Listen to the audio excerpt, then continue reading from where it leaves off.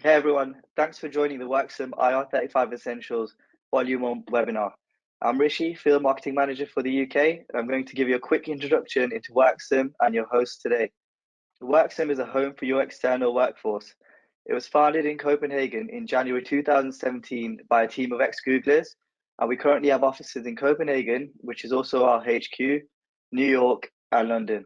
Trusted by over 1,500 companies worldwide, Worksome is a new standard in external workforce management, helping you save time and money on your contractor workforce. Worksome clients can benefit from finding, contracting, and paying external workers in one click, optimizing external workforce operations, and insurance-backed IR35 worker classification. And just to add to this point, we were proud winners last week of the Talent Tech Tiara Awards for Best Compliance Solution. I'm going to pass you on to our host, who will give you a quick introduction before we get started. So Ryan, if you'd like to introduce yourself first, and then Ray can follow and he can get started. Sure. Good afternoon, everybody. My name's Ryan. I'm from the Kingsbridge Group. I am the project manager here at Kingsbridge for all things IR35. So really my role is everything that the group and that we do in respect of IR35. So that could be anything in the realms of things like IR35 training, to the tool that we have, to the offering that we have in terms of consultancy, pretty much everything client or contractor facing, I'm somewhat involved with on our side. Hi everyone, thanks Ryan for that, by the way. Hi everyone, I'm Ray Walker. I'm Contingent Workforce Compliance Director for Worksome. Basically, I take care of anything that involves our freelance talent, and I'm the guardian of our IR35 solution. I've got just over 2 decades of working in this industry, provided solutions for freelancers in around 90 countries around the world. So I've got a good level of experience to sort of look at what we're covering today, even if we're just concentrating on just the UK. So we'll pick up the chat as we can then. Ryan, it'd be really interesting, and thanks very much for joining our webinar. If you can give everybody a bit of an understanding of the typical clients you interact with at Kingsbridge and how IR35 exactly impacts them. Sure, yeah. So historically then, so those of you who kind of may know of Kingsbridge, we're more or less seen as a more so a kind of insurance broker, that kind of old school insurance type offering to both contractors and the kind of wider market outside of that. But if we're homing in on sort of contractors, we currently insure roughly sort of like 50,000 plus UK-based limited company contractors. So we obviously have quite a lot of interaction with limited company workers and how, in particular, looking at IR35, how that's actually impacted their businesses.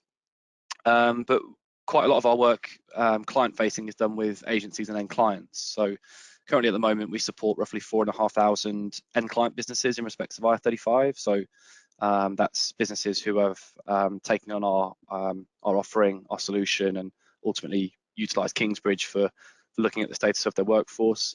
And we partner with about 500 agencies, both here in the UK and overseas, to implement a process in respects of not only just IR35, but also looking at ensuring that contractors have the right insurances for those engagements that they have with end clients. Again, both here in the UK and overseas.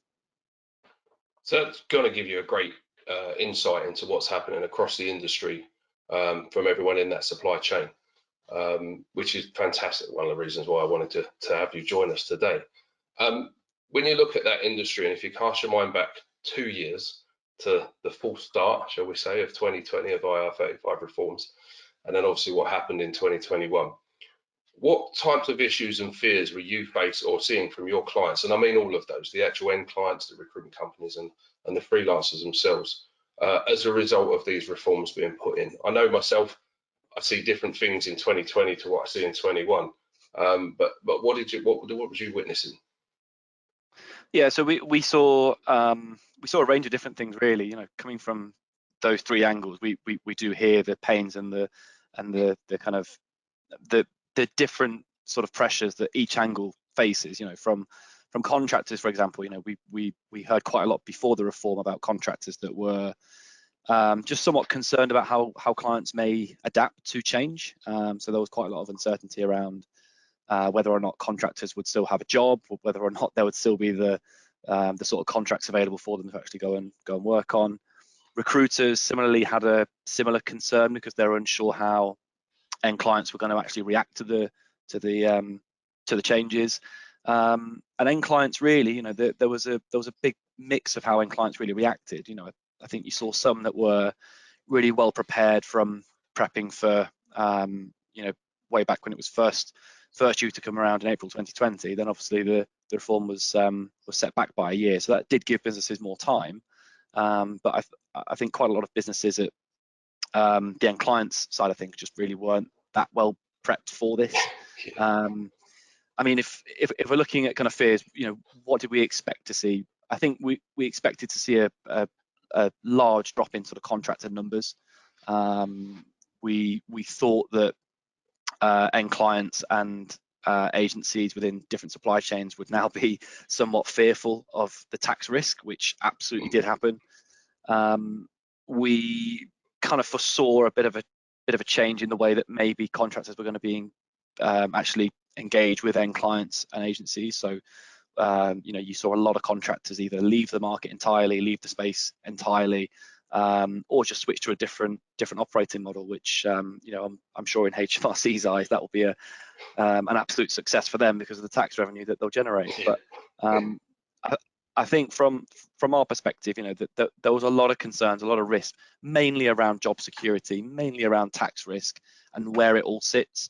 I think that was probably the biggest concern that we saw, not just from any one part of the chain, but really the whole part of the chain was concerned. And that's even so far as contractors worried that, would this trigger any kind of any sort of previous years, tax years for inquiries that perhaps HMRC could look at with new data.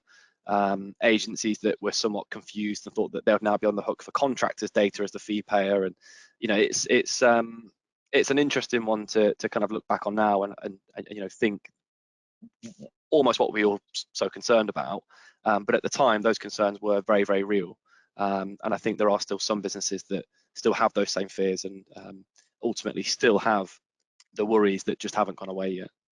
Yeah, I think you're right. Those fears, they haven't been realised yet. And I think that's part of the worry also, is that I have conversations where people go, why were we so panicked? And I think we're in that period at the moment where HMRC are arming themselves and getting themselves into a position where they will come, and they probably are. In fact, I know they're having investigations already. So it isn't a case of forgetting about it. It's not just happened and it was a flash in the pan. Quite the opposite. It needs to be taken seriously. But what I see was people saying to me, "Oh, is this the end of contracting?" 2 years ago, and you was like, "Come on, let's be real about it. It's been going for a long time. It's another thing that we've got to address." I agree with you. I see. I was heavily involved with a number of end clients in 2020 who were sort of panicked and not prepared, and then it got paused, and they went, "Oh, big sigh of relief." And then by 2021, they still weren't prepared, and they were still trying to rush in whatever they could. So it was, but they were definitely worried about what it meant for them. They'd sort of, certainly the end clients had worked with freelancers for so long and allowed them to do whatever they could. They weren't on the hook for anything, and then it was just a complete shift of power and change that moved them into sort of worrying about what was going to happen. And I know what I also see was them worried about losing the freelancers that they absolutely needed for their business to continue. And they were like, what are we going to do about this?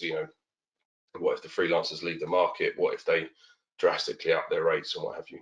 But with regards to any of those fears, which ones have you seen have actually been realised?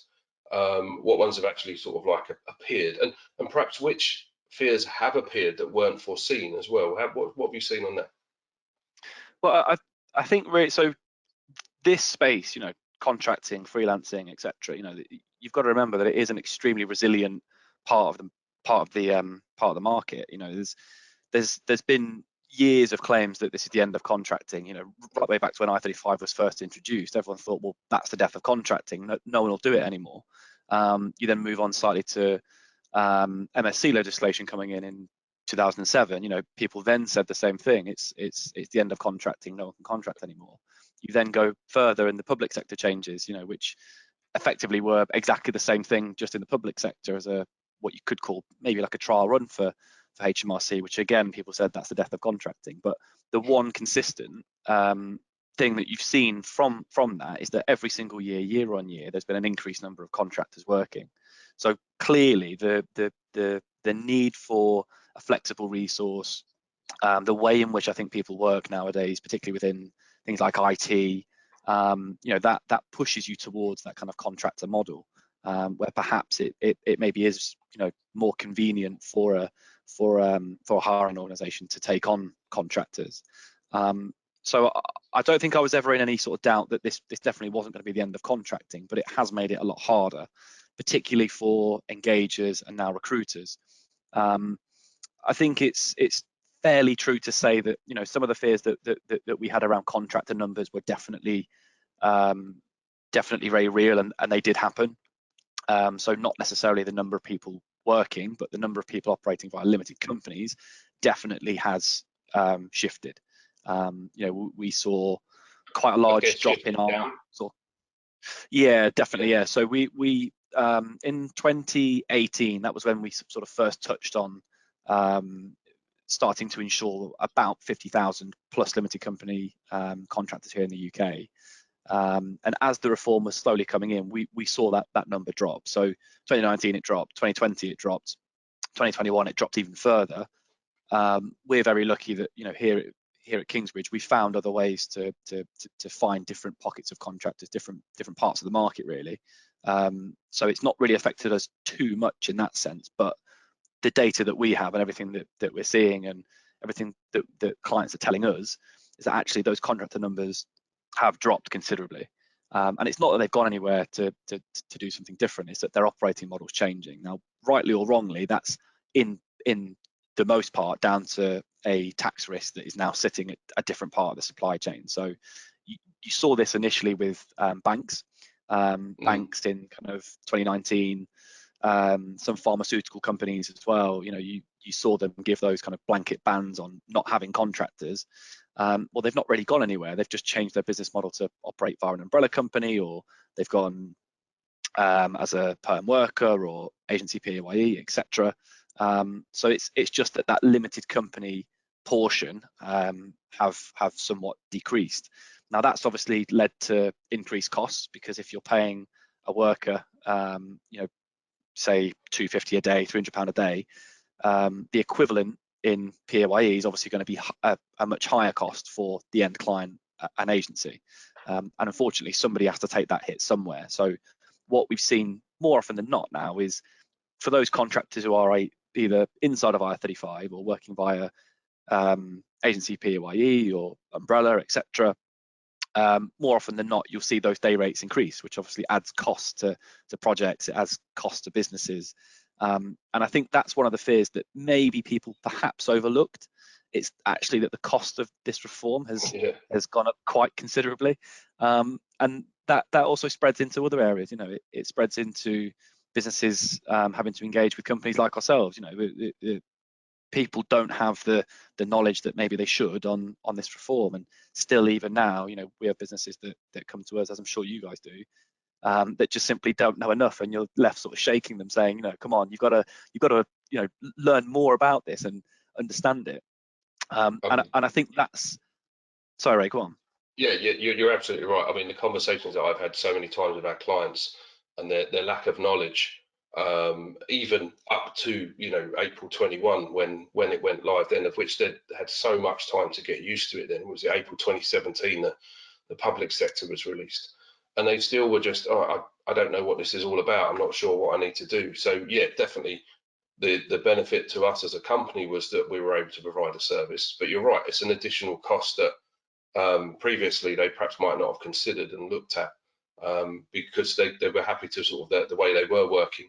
So it's definitely helped in a number of ways. It's from our perspective, it's enhanced the technology that we're sort of putting into their products, but it's increased the cost that they sort of they didn't necessarily want. And certainly on some of the projects, they already had budgets that have been signed off a long time before. So they weren't getting any more money, they were just losing the margins. And that I've certainly found has possibly filtered down the supply chain as well. They don't want to, the top end don't want to take the pain all the time, so they then pass that down.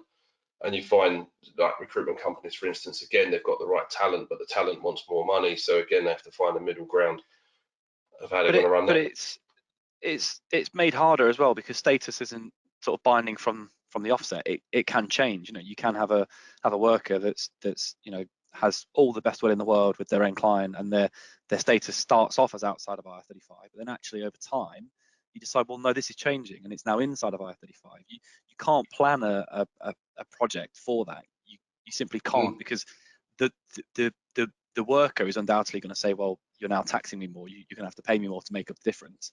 Or that worker may well go and find a contract with someone else who is going to look at their status and you know, perhaps does lend their working practices to an outside position. But there are some benefits to this though, because you've now got supply chains working much closer together.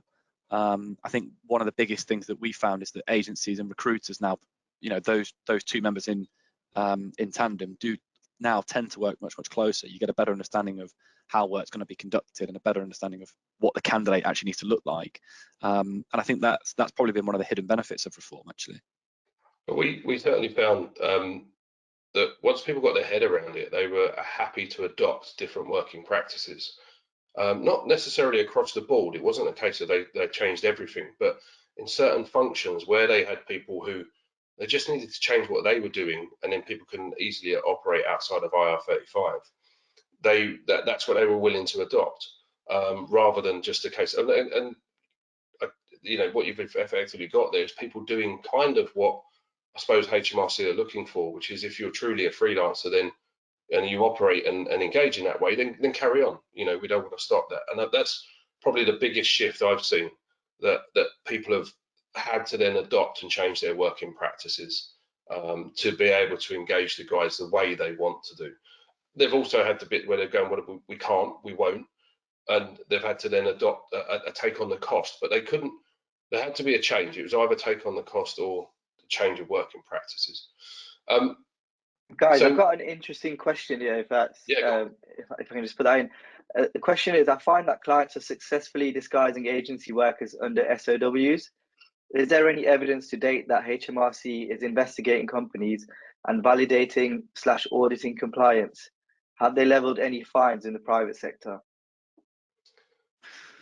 I'll happily start there if you like. So yeah, so what it effectively is, you know, where you've got a typical supply chain, you'd have your end client, your agency, your worker. There is a misconception that actually if you operate via a statement of work, then you can mitigate many of the IR35 risks, because the burden and the risk will transfer to somebody else in the party. So now what you've more or less got is an end customer at the very top of the chain. You've then got the service provider beneath them who is providing that service into that end customer. Then you might have the agency and the worker. Now, the service provider is going to become the party that is the end client. They're the party in that chain where the worker is providing their services into, or their labor into. The service provider is then taking a project and delivering that to your end customer.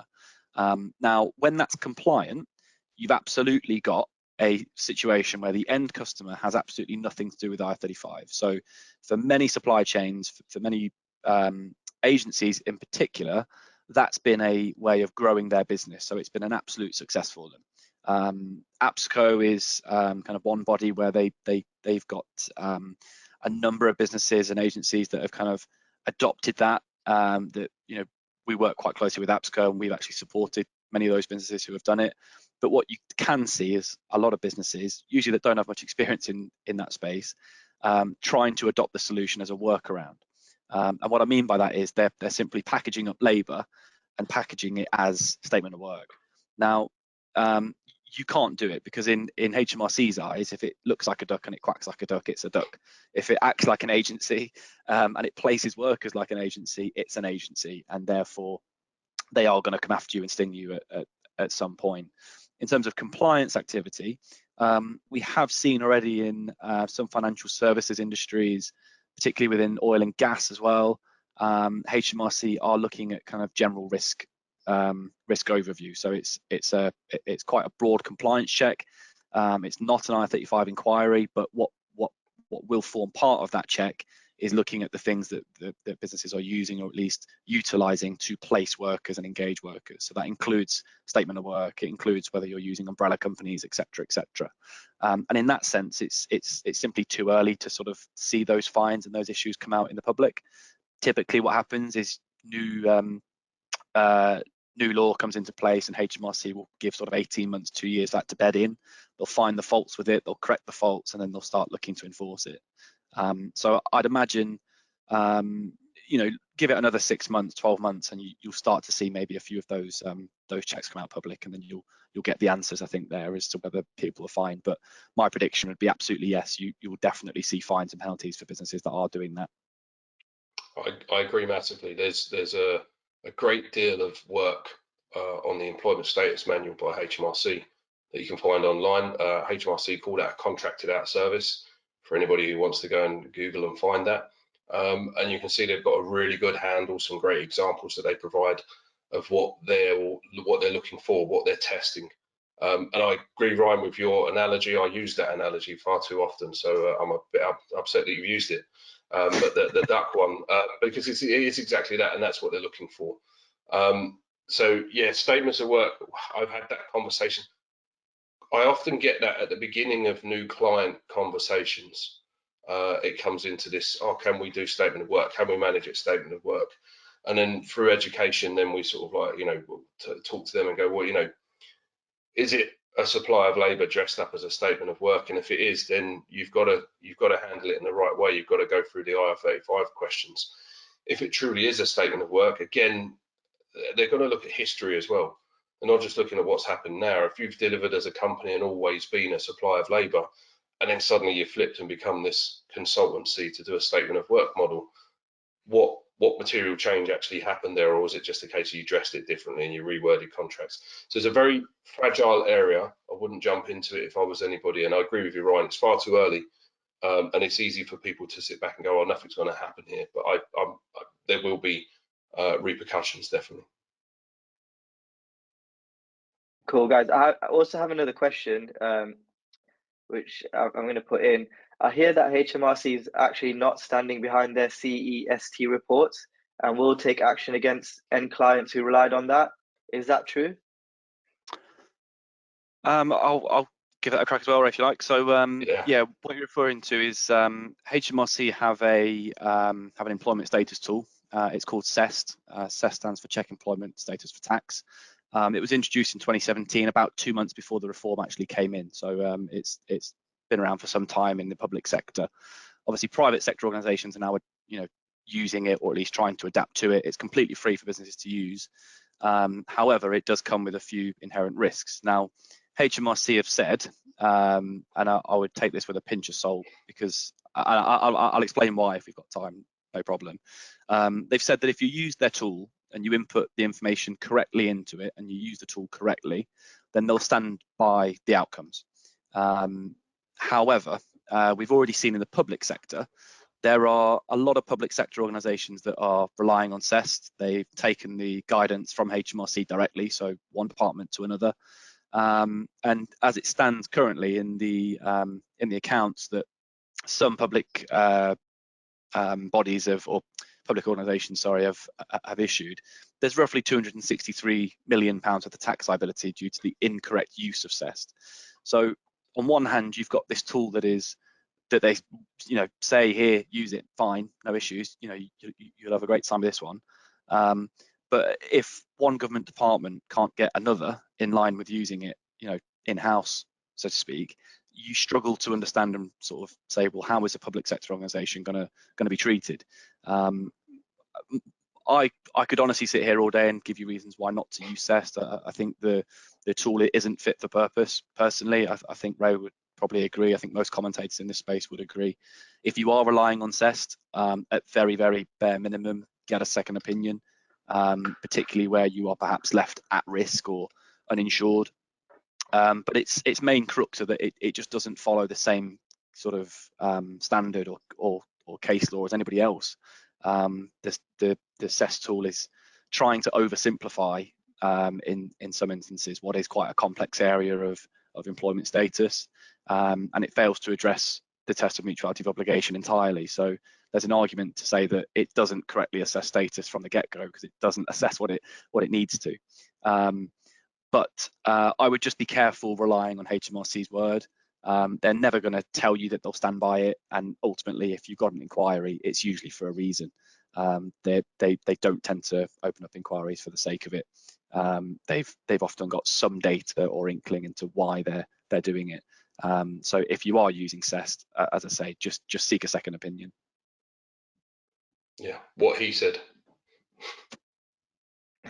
Cool, guys. Well, we've got a couple of minutes left. So, is there anything important that you guys want to wrap up before we finish the session at 3 p.m? Just one quick question I'm going to put to Ryan here. Ryan, what do you reckon the reforms? What impact do you think the reforms have had on the market? Has it been positive? Has it been negative? What's changed?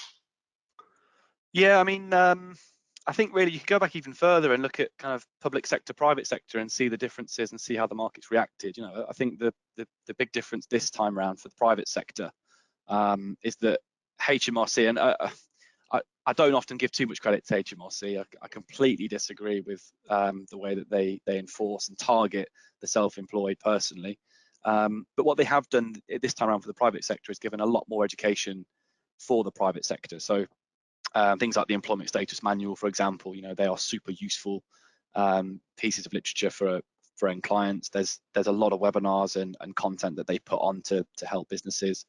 But generally what you're seeing is that businesses just still aren't necessarily as prepared or know enough right now as perhaps they should, and that's then directly impacting the workforce. So we're consistently seeing a lot of umbrella workers. That comes with its own problems because there's question marks over whether or not quite a lot of umbrellas are actually compliant or not. There's a lot of good people doing good work, trying to find those and expose those so that contractors ultimately don't get stung. But what you are starting to see now is, as with any risk, the longer the risk sits there and ultimately, is in one shape or another, people begin to understand it more. You begin to, become more familiar with what that risk looks like, how you manage it. Think of it like insurance. If you go to an underwriter and you present that risk that they know nothing about, they're unlikely to insure it. You educate them and you tell them about it and you get them comfortable with it, and they're more likely to perhaps accept it and then start issuing you with a policy. Well, this is no different. Businesses that are or were perhaps quite risk averse, we're starting to see them change their minds. We're starting to see them say, actually, that thing, IR35, that we said no to because of the tax risk, well, actually, now we want to hear about it. We want to learn about how we can actually manage looking at IR35 properly, because ultimately, the best contracting talent will continue to contract. The best contracting talent will find those roles that are outside of IR35. And for businesses that don't want to engage with outside of IR35 workers and don't want to be compliant in that respect and ultimately give the best talent the best jobs, they're the ones that are going to miss out. So we, as I'm sure you guys do as well, you'll see that as a common trend, I think, over the next sort of 6 to 12 months. You'll see more businesses say, actually, yeah, we will engage with contractors and we will start to look at status properly and not just simply push them down the umbrella route, etc. I agree exactly that. Yeah, as I said, that we find clients that have adapted their processes, are willing to listen, willing to learn, because they can't afford to not work with that talent, either because of a cost or because they can't lose the skills. They need those people. So I agree with you. Yeah, it's a much more open-minded marketplace now than certainly what it was 16 months ago. And that's only, in my mind, going to continue. I can only see that getting wider, and people, the freedom around working with PSCs, the correct PSCs, happening more and more. Definitely. Honestly, I can't say it enough. Those U-turns in sort of blanket ban policies are going to change. Yeah. It's simply just a matter of time, and the hope is obviously recruiters out there, contractors out there that sometimes rely on the contracting space, be patient with it because it is changing. If there's any doubt around getting clients comfortable with IR35, then educate themselves, guide clients into where they can find good resources around IR35 and how to manage it. Use solutions such as yours and ours in companies like us that can ultimately support in that sense. Because it's not something that they've got to do on their own. There is an absolute plethora of companies and people that can support them. It's just a case of reaching out and finding it. I agree. Cool. Thank you so much, guys. We're just gone past 3 o'clock, so I'm going to wrap this up. There's a few questions still we didn't have time to answer, but we will try and get in touch with you and follow up. And also, if you do have any other questions, then please get in touch with us or even schedule a demo with us to see our platform. Also, just want to say a big thank you to Ray and Ryan, as well as everyone else who has attended and shown an interest in this webinar. We'll be sharing some details about the launch of our IR35 community following this webinar, so please do get involved. And also look out for the IR35 Essentials Volume 2 webinar, which will be coming soon. Thanks, everyone.